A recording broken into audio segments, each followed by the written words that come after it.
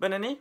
Hello tout le monde, c'est Jérém et aujourd'hui je vous retrouve pour une nouvelle vidéo, la première vidéo de 2020 et c'est tout simplement une vidéo sur le cinéma en général et je vais commencer tout de suite avec les tops et les flops de films de 2019.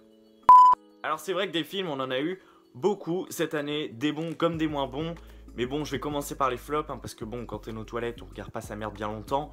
Donc je ne vais pas parler de ces films éternellement. On commence tout de suite avec mon flop 10 qui est tout simplement Shazam, le film d'ici qui est sorti au mois d'avril je crois, qui est pas si ouf que ça. Ils ont essayé de faire un truc à la Deadpool avec de l'humour comme ça, de l'humour potache.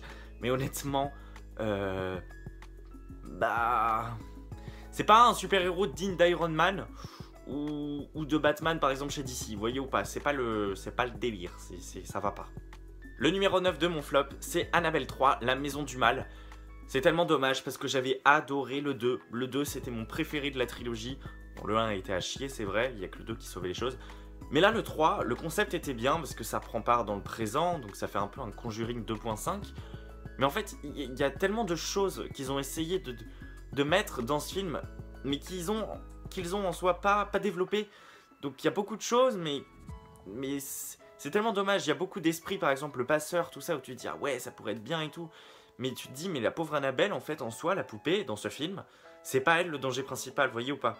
C'est assez space, et puis c'est très facile, le coup de la babysitter un peu con-con. On a vu ça 15 000 fois dans les films, on n'en peut plus. Mon flop 8, c'est Abominable, le nouveau film DreamWorks. Alors moi, quand j'étais petit, j'ai grandi avec Shrek par exemple, niveau DreamWorks, Spirit, Madagascar. Et j'en suis très heureux. Maintenant, si un enfant grandit avec des DreamWorks tels que Abominable, l'histoire, le fond est beau, mais ça vaut pas un Madagascar ou un Shrek, quoi. Numéro 7, Les Enfants de la Mer. Alors ce film-là, vous en avez peut-être pas entendu parler de ouf. C'est un film d'animation japonais, je sais que je l'ai vu cet été par simple curiosité. Écoutez, c'est joli, c'est très très beau visuellement, mais l'histoire est belle, un peu chelou mais belle. Mais il y a un moment, tu te perds. Si tu perds 5 minutes, si tu regardes plus pendant 5 minutes, si tu suis plus, tu es foutu. Parce que ça part en couille.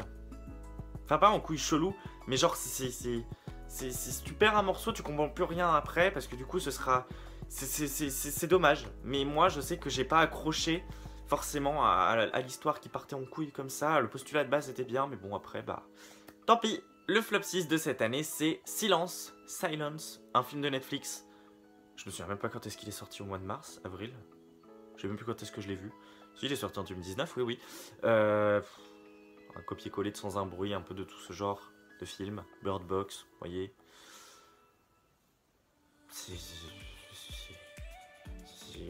Ça paraissait bien. Ça paraissait bien. Sur le scénario, sur le papier, mais c'est pas bien. Numéro 5, j'ai l'impression d'être dans Fort Boyard. Une femme d'exception. Putain, je m'en souviens même plus de ce film, c'est chaud. Numéro 4, Gemini Man. Alors c'est dommage, Gemini Man, ça avait un délire assez cool. Le fait de faire s'affronter deux personnages d'un même acteur, mais à des âges différents. Niveau technologie, on y est. Là, c'est vrai que dans la nuit, la technologie était incroyable, mais quand tu voyais le Will Smith jeune de jour, wow, ça fait comment dire, effets spéciaux de PS3, vous voyez ou pas? Donc c'était un peu dégueulasse. Mais sinon, même l'histoire, mais on dirait un film d'action basique. Si c'est atroce, puis cette actrice, ah non mais je la hais cette actrice. J'ai fait une critique d'ailleurs de Gemini Man, rien d'autre à dire. Je pense avoir tout dit dans cette critique. C'est de la merde, voilà. Numéro 3, ça y est, on rentre dans le flop 3, Dans les hautes herbes. Dans les hautes herbes, le film de Netflix, adaptation d'un bouquin de Stephen King qui, de base, partait super bien. J'adorais l'idée, j'adorais le projet. Le fait que des hautes herbes soient un peu chelous et qu'il se passe des trucs bizarres comme ça. Des gens disparaissent, des gens réapparaissent. Franchement, c'était cool. Et puis, il y a eu le film. Après, j'ai pas lu le livre, mais du coup, je pensais avoir un bon avis. Mais je l'ai pas eu. Après, je sais pas si dans le bouquin, c'est parti en couille comme ça. Mais en tout cas, j'accroche pas. Le délire d'œuf comme ça, central dans les hautes herbes, que les gens soient tous possédés, mais en fait non, qu'ils partent dans le futur, en fait dans le passé, puis ça fait une boucle à la fin. Après, c'est sympa, mais ça part trop en couille, C'est dommage. Tu peux faire un truc simple, hein. En vrai, le concept, il peut être simple et bien. Mais non, ils sont obligés de faire des délires super bizarres, pourtant ils ont un beau casting. Mais franchement, j'ai pas accroché, j'étais tellement déçu, j'en attendais beaucoup. Puis bah voilà, franchement, déçu, mais de bout en bout. Mon flop 2, il s'agit tout simplement de Comme des bêtes 2. Voilà. Alors certes, c'est pas un film à proprement parler, comme je sais pas, comme un Gemini Man, comme un Annabelle, vous voyez ou pas. C'est un film d'animation vraiment axé pour les enfants, Comme des bêtes 2. Mais après, c'est pas pour, comme je dis toujours, c'est pas parce que c'est pour les enfants que c'est censé être nul. Donc, Comme des bêtes, le premier, c'est vrai que c'était pas un film révolutionnaire, mais il y avait une histoire. Au moins, il y avait une histoire, un scénario global, basique, sur toute la durée du film. Là, Comme des bêtes 2, on dirait clairement 3 épisodes filler, parce que c'était coupé en 3, hein, il y a 3 segments avec 3 personnages différents, puis à la fin il y a une sorte de réunion des 3. Mais on s'en fout, ça fait vraiment genre, on dirait ils ont testé une série animée, comme à l'époque avec les Disney, genre La Belle et la Bête, tout ça. Ils ont compilé des épisodes et ils se sont dit ouais tiens, on va en faire un film. Mais non, non, non, non, non, non, non, non. J'étais tellement déçu. Je dis pas que le premier, c'était mon préféré niveau film d'animation du monde. Mais voilà, quitte à le regarder demain, ça me ferait pas chier. Alors que si on me dit regarde Comme des bêtes 2, là par contre ça m'emmerderait beaucoup. Et enfin, mon flop 1, c'est un autre film Netflix dont je me souviens vraiment à peine. C'est Polar. Avec comment il s'appelle déjà? Mads Mikkelsen, j'avais oublié. Grand acteur quand même. Pourquoi j'ai regardé cette merde? Et ensuite, au niveau des tops, ça y est, je vais enfin parler de films cool. On va commencer avec mon top 10. Il s'agit tout simplement de Green Book. Et oui, Green Book, ça reste un film de 2019. J'ai l'impression qu'il est super lointain. C'est vrai qu'il est sorti en France, du moins en début d'année, en janvier 2019, si je dis pas de bêtises. Donc c'est un film de 2019, même s'il a déjà reçu un Oscar pour 2018, du coup. Mais franchement, Green Book, putain de découverte, mais de ouf. C'était, mais waouh. Au début du film, j'étais pas trop dans le truc, je me disais ouais, bon, bof. Et puis au final, l'histoire, ce sorte de duo anti-cliché ratio, et qui est tellement touchant. C'est franchement waouh. Ça a été vraiment une bonne surprise. Je me suis dit, ça c'est du cinéma que je pensais pas aimer, et franchement, bah, j'ai adoré. Ensuite, le top 9, c'est ça, chapitre 2. Étonnamment, je sais. Parce que, pour vous l'avouer, j'avais détesté, mais à un niveau infini, le premier. Le chapitre 1 de 2017, c'était une torture pour moi. J'ai détesté, mais de l'espace, c'était horrible. Et puis j'ai été voir le 2 par simple curiosité. Pourtant, je ne voulais pas aller le voir. J'y suis allé avec ma mère parce que c'était son anniversaire. Elle voulait aller le voir et je me suis dit, bon, allons-y. Et au final, putain de bonne surprise, la vache. Le seul défaut que je peux trouver à ce film, c'est qu'en fait, tu peux ne pas avoir vu le premier de 2017. C'est pas si grave. En fait, le 2 te résume en gros tout ce qui s'est passé dans le premier, même ajoute des éléments. Donc tu peux pas avoir vu le premier, c'est pas si grave. Le 2 raconte les choses, conclut les choses parfaitement. Très bonne surprise. Des acteurs très très cool, ils ont quand même un beau casting. Et j'ai été très très étonné, c'est pour ça que je le mets dans mon top, en fait, en 9ème place, qui est quand même pas mal. Pour ce film que je pensais, de base, je pensais que j'allais le détester. Le numéro 8 de mon top, c'est Wedding Nightmare. Alors c'est vrai que je pense qu'il n'y a pas beaucoup de gens qui vont le mettre dans un top. C'est vrai que ça fait très film d'ado, et je déteste les films d'ado. Mais celui-là, il me rappelle un peu un truc du genre La Purge, Destination Finale, ce genre de choses. Escape Game aussi. Et Wedding Nightmare, c'est vraiment un concept que je trouve génial. Mais après, à faire durer ça sur une saga, je sais pas s'ils vont en faire d'autres. Mais le premier était très très cool. Et ce twist de fin, je ne m'y attendais pas. Et franchement, ça a été une putain de bonne surprise. Le fait de ce cache-cache géant dû à un mariage, franchement, dit comme ça fait gamin. Mais à voir, c'est un bon film d'horreur. C'est même pas un film d'horreur, c'est un film de slasher un peu, quand même assez gore et assez... Il y a de la tension, de ouf quand même. Quand elle se cache et que les gens ils la trouvent. Et moi franchement, je me suis prêté au jeu et c'est plutôt cool. Mais je me dis, si un jour je me marie, je ne vais pas tomber sur une famille de gueudins comme ça. Numéro 7 de mon top, c'est La Belle et le Clochard, le remake live de 2019 par Disney+. Je pensais que j'allais le détester parce que ce qu'il faut savoir, c'est que La Belle et le Clochard, C'est mon Disney préféré et j'avais peur qu'avec ce film-là, ça dénature complètement l'œuvre de base qui m'est tant chère à mon cœur. Et au final, bah, c'est pas si mauvais. C'est pas si mauvais, c'est même plutôt bien. Ça apporte des choses, ça en enlève, mais ça apporte des éléments nouveaux, un style assez différent et qui franchement me plaît. Les chiens, je pensais que ça allait être dégueulasse quand on les verrait parler et au final, ça passe. Ça fait un bon petit truc. Après, c'est vrai, j'ai vu ça passer sur Twitter. C'est vrai que ça fait très film qui passe sur M6 l'après-midi au moment de Noël. C'est vrai. Ça m'étonnerait pas que dans 2 ans, hein, ça passe d'ailleurs sur M6 au moment de Noël. Mais franchement, bonne surprise. Je trouve qu'ils ont bien géré les choses. C'est un beau remake. En tout cas, ça adapte quelque chose de différent. C'est pas un vieux copier-coller comme Le Roi Lion ou La Belle et la Bête. Voyez le genre. C'est un peu digne d'un Dumbo. Vous voyez, c'est genre on prend le produit de base et on en fait une adaptation. Ce qui est vraiment une adaptation par un copier-coller, putain de merde. Et franchement, très bonne surprise. Je suis très étonné. Et franchement, La Belle et le Clochard, j'adore. J'ai dit beaucoup trop de fois le mot franchement. Mais voilà, j'adore ce film. Il est vraiment cool. Numéro 6 de mon top. J'ai l'impression qu'il est très très loin aussi dans mon cerveau. Celui-là, c'est Alita Battle Angel. Qui est mais terriblement bien. Du coup, ce que j'ai fait, c'est que j'ai aussi regardé. Ils ont fait 2 épisodes à l'époque, dans les années 90 ou 2000, je sais plus. Ça aurait dû être une série animée, mais qui n'a pas eu lieu. Et franchement, j'adore l'univers d'Alita, de Gun, je crois que ça s'appelle en VO, je sais plus. Et franchement, je crois que ce film n'a pas si bien marché et que ça tease une suite, mais en vrai, vu que ça n'a pas trop marché, je crois pas qu'ils vont faire une suite. Et c'est vraiment dommage parce que j'ai adoré l'univers. Ce délire en mode cette meuf qui a un robot et qui découvre le monde d'une façon mais tellement touchante. J'adore le personnage, mais c'est l'univers vraiment qui m'a accroché. Cet univers en mode ici on est en bas, c'est la merde, et en haut il y a une sorte de civilisation où c'est le feu. Et moi j'ai qu'une envie, c'est que s'il y a une suite, et de voir ce qu'il y a là-haut. Je veux voir ce qu'il y a en haut en fait. Mais je sais pas si on le verra un jour. C'est vraiment dommage, je pense que je lirai les mangas parce que c'était vraiment un truc de ouf. Alita Battle Angel, c'est vraiment un gros plus, un gros film à voir cette année en fait. C'est un classique, j'adore. En numéro 5, un film, je pense qu'il va être dans beaucoup de tops cette année, Midsommar. Midsommar, solstice d'été je crois qu'ils ont nommé ça au Québec. Waouh. Bien que assez chelou quand même, très très bizarre même. Un des films les plus perturbants que j'ai vu de ma vie, je dirais même le plus perturbant. Tant j'en ai vu des films bizarres. Hein.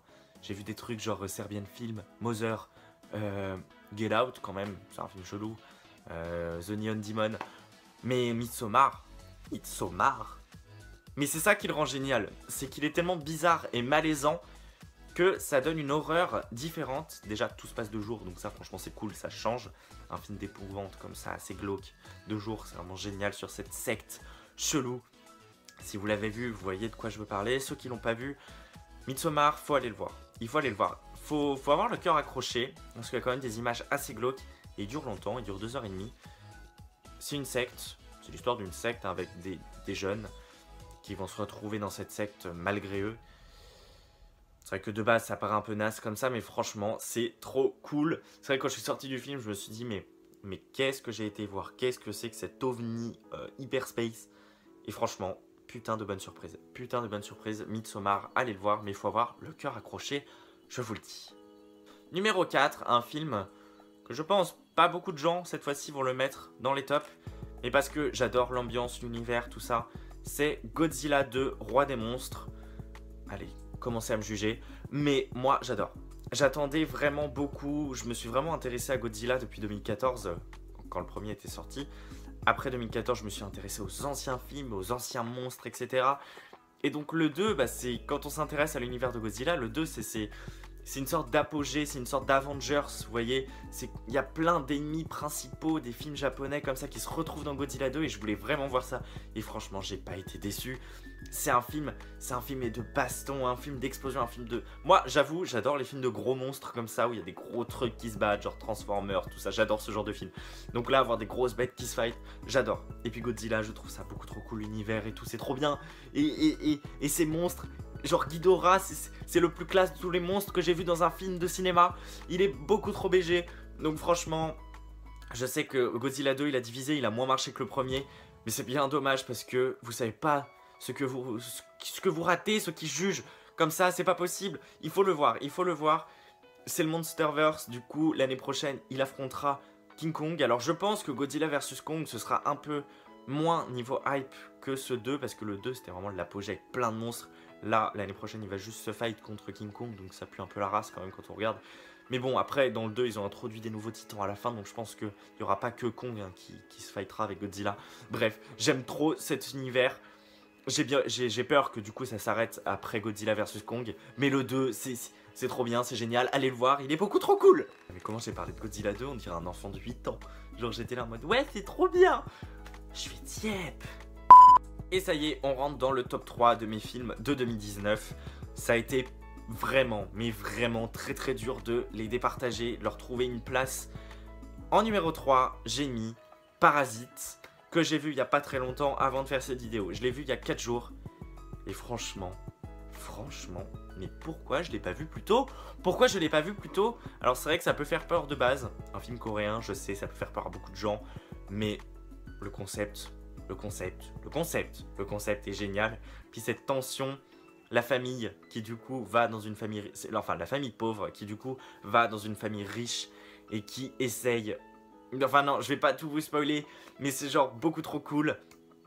La femme de ménage, enfin la servante, quand ils essayent de la faire dégager, mais c'est génial, ou cette tension quand il y a la famille qui annonce qu'ils vont revenir dans 5 minutes et qu'il y a toute la famille pauvre qui est dans la maison des riches en train de picoler sa mère et qui se disent putain merde faut qu'on range tout et tout.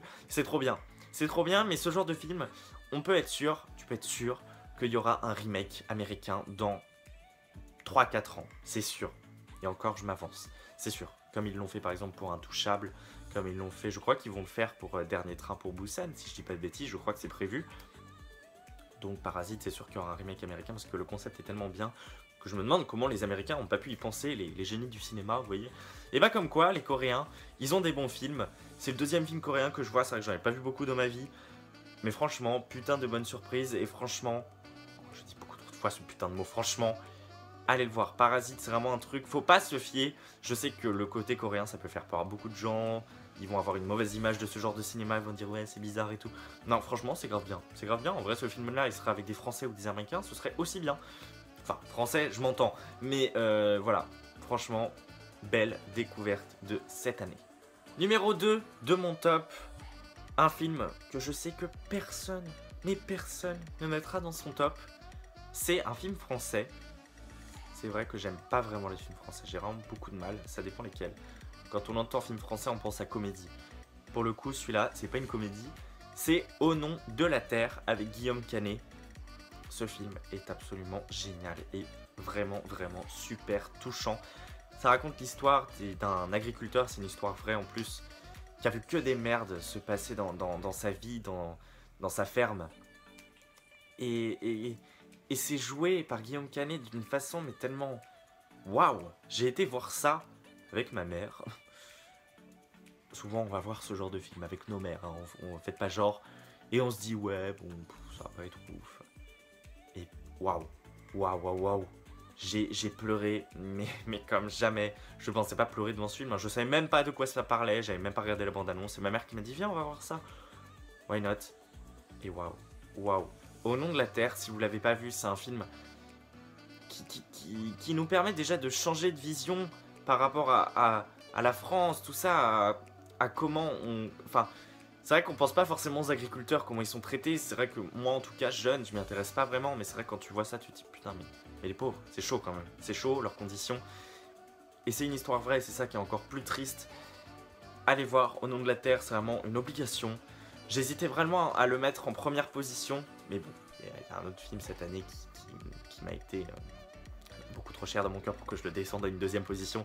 Mais celui-là, voilà, vraiment Au nom de la terre, allez le voir. C'est vraiment super touchant et putain de beau en fait.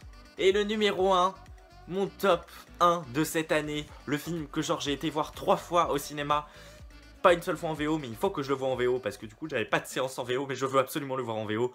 Je pense que vous savez de quoi je veux parler. C'est Joker, le film sur le Joker qui est beaucoup trop bien. J'en attendais rien et au final, mais chef-d'œuvre, foutez-lui un Oscar, que ce soit au film, à l'acteur, à la mise en scène, au décor, à la musique. je veux tout, je veux tout, je veux que ce film récolte des prix, je veux que sur une jaquette Blu-ray il y ait marqué Oscar du meilleur film, Oscar du meilleur acteur pour Joaquin Phoenix, ce film, mais c'est génial, c'est pas un film de super-héros, c'est pas un film de super méchant, c'est un film psychologique, un film d'auteur, un film qui putain, j'en ai des frissons quand j'en parle, je suis excité, c'est un film qui parle de gilets jaunes, non c'est glauque, mais du moins qui parle de la société de merde qu'il peut y avoir, et des disparités comme ça à la con, et le Joker il arrive et puis il bouscule tout, et il apporte un mouvement, et c'est vraiment trop bien le Joker si vous l'avez pas vu, enfin, en même temps il a dépassé le milliard, étonnamment, donc je pense que vous l'avez quand même vu, c'était difficile en même temps de passer à côté, le Joker c'est vraiment la bonne surprise de cette année, y a pas à chier, les musiques, tout est bien, son jeu d'acteur à Joaquin Phoenix qui est absolument... Mais waouh, impressionnant, j'ai jamais vu ça dans un film. Enfin si, j'ai peut-être déjà vu ça, mais du moins cette année, c'était vraiment genre l'acteur qui portait au max son rôle et qui se donnait vraiment à fond. Et ça, franchement, c'était vraiment beau. Voilà, c'est tout ce que j'ai à dire. Mon top 1 de cette année, c'est le Joker, mais il n'y a pas à chier, c'est le meilleur film de cette année. Pourtant, je sais, j'aime beaucoup les trucs du genre Avengers, Star Wars, c'était des fins de licence, des fins de franchise cette année, mais je les ai pas mises dans un top parce que, bah voilà, j'avais envie de donner de la chance un petit peu à des films autres, puis c'est vrai que bon, Avengers et Star Wars, ils étaient bien les derniers films, hein, mais de là, les mettre dans un top, faut pas abuser non plus. Voilà, le Joker mérite clairement sa première place. Et puis voilà, je pense qu'on a eu une année assez cool niveau film quand même. C'est tout pour cette vidéo, j'espère qu'elle vous a plu. Je vous mets juste ici mes tops de séries de l'année. C'est vrai que je vais pas en parler en détail parce que bon, sinon la vidéo va durer 500 000 ans. Mais c'est vrai que ces séries-là, c'était vraiment une super bonne surprise. Je les ai mis dans l'ordre, donc de gauche à droite et de gauche à droite en fonction du pire et enfin de la pire, de la moins bonne des 10 jusqu'à la meilleure des 10. Et j'ai fait pareil donc pour un flop 10 des séries de l'année. Donc des trucs merdiques jusqu'au plus merdique et encore plus merdique jusqu'au encore plus merdique. C'était vraiment atroce, ces séries-là, c'était un enfer. Mais voilà, et ici, je vous mets, parce que j'avais vraiment envie de le faire, parce qu'on est quand même en 2020, c'est une nouvelle décennie qui commence, ma série et mon film, pour moi, de la décennie. Je vais pas faire des flops films et séries de la décennie, parce qu'en vrai, bah, je dirais pas que c'est tous les autres, mais voilà, ça vaut pas le coup, alors que des tops, voilà, Game of Thrones, Call Me By Your Name, séries et films pour moi de la décennie, c'était vraiment des putains de bonnes surprises. On grandira, si j'ai des enfants un jour, je dirais, j'ai grandi avec Game of Thrones. Et Call Me By Your Name, c'est parce que c'est une histoire qui me touche, qui me concerne presque au niveau de la sexualité. Mais franchement, belle découverte. Voilà, c'est tout ce que j'avais à dire. N'hésitez pas à me dire ce que vous en avez pensé dans les commentaires par rapport à tous les films et séries que j'ai mentionnés comme ça. Votre top et votre flop à vous, que ce soit au niveau des films, des séries de la décennie, peu importe. Et voilà, juste petite info, dans la vidéo précédente, j'avais dit que je devais faire une critique de The Witcher et j'avais même prévu d'en faire une sur You saison 2. Au final, je ne les ferai pas parce que j'en vois pas l'intérêt d'en faire une critique. Il y a beaucoup de gens qui les ont fait et je me vois pas rajouter mon grain de sel. C'était très bonne série et je pense avoir rien de nouveau à dire sur You saison 2 et sur The Witcher qui sont des très bonnes séries comme tout le monde le dit. Donc voilà, sur ce, moi je vous dis à très bientôt et on se retrouve pour une nouvelle vidéo. Salut tout le monde!